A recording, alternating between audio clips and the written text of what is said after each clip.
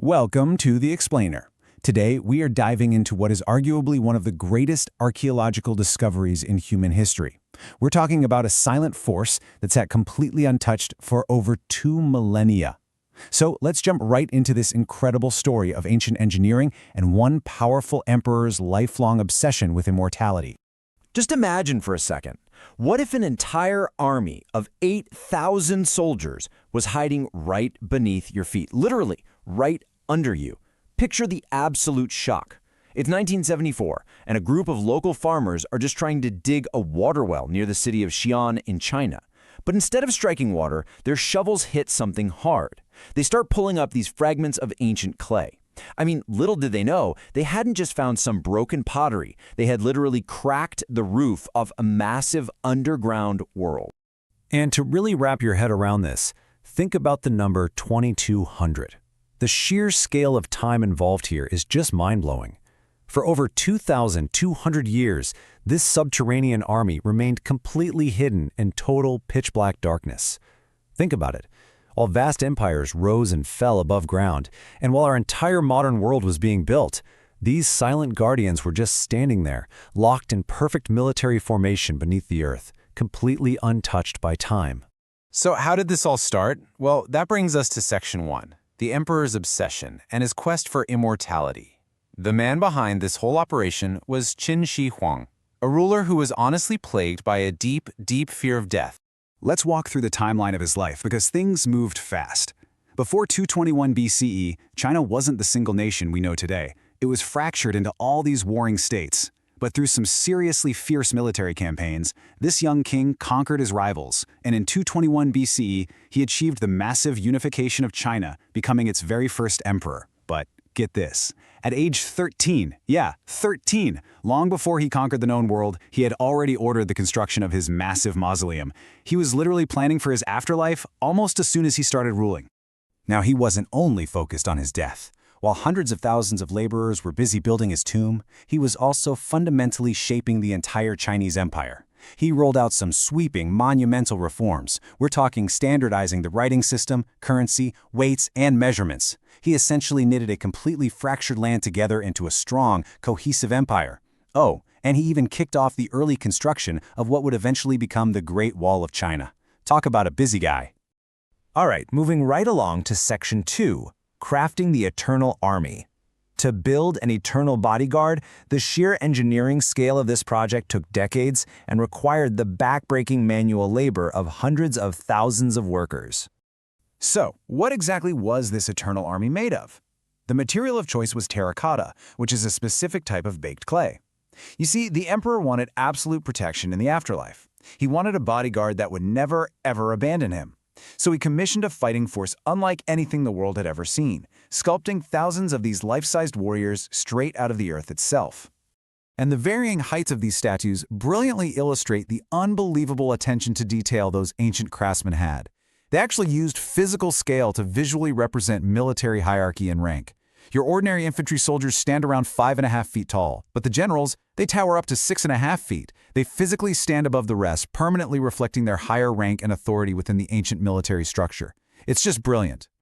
But how on earth do you build 8,000 massive statues without any modern machinery? Well, they used a highly advanced ancient assembly line technique with 4 main steps. First, craftsmen mass-produced individual body parts separately: heads, arms, legs, torsos.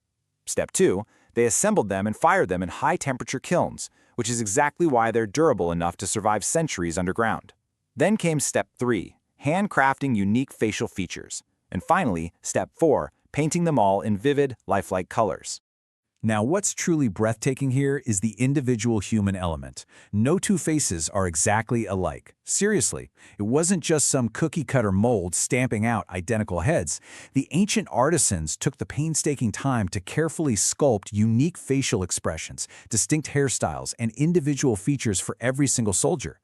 Out of thousands of statues, every single one has its own unique identity. Remember that final step from earlier, the painting?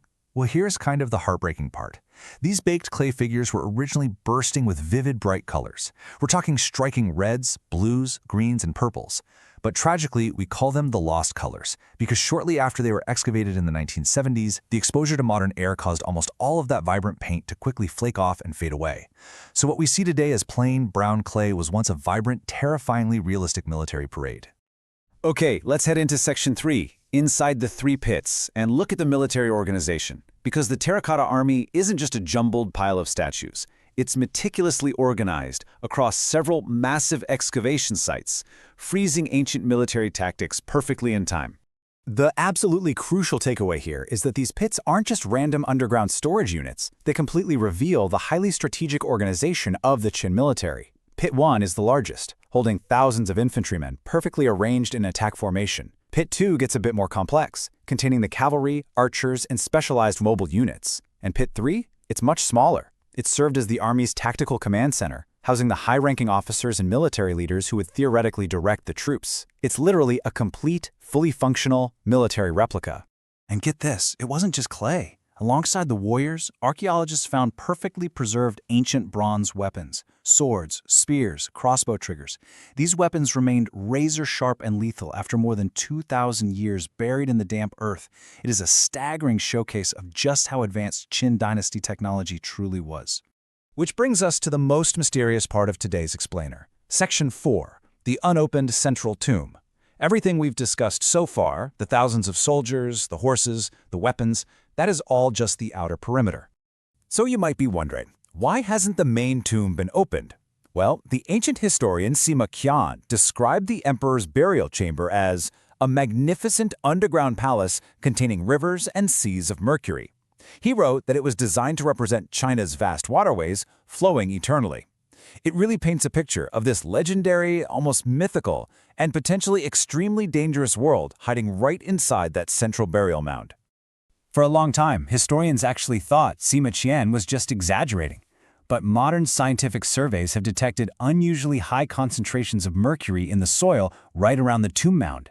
So the ancient texts might be completely accurate. Archaeologists, however, are holding back. Why? Because actual excavation could irreparably damage priceless artifacts, and honestly, a literal river of toxic mercury poses a massive health risk. So for now, researchers are strictly using non-invasive technologies. They want to study the tomb without destroying the very history they're trying to uncover. Let's move into our final section. Section 5, a timeless global legacy. Today, you don't have to be an archaeologist to appreciate the sheer magnitude of this discovery. Millions of people travel to this UNESCO World Heritage Site in Xi'an every single year just to witness it with their own eyes. And here is why this matters so much to us today. The Terracotta Army is way more than just a bunch of statues. It provides an unprecedented window directly into the Qin dynasty. Through these soldiers, we can perfectly map out ancient military organization. We can study their weaponry, examine their exact clothing and armor styles, and just marvel at their art and technology. It gives us this perfect, frozen-in-time snapshot of ancient Chinese civilization that we literally never would have had otherwise. It also highlights a really profound irony.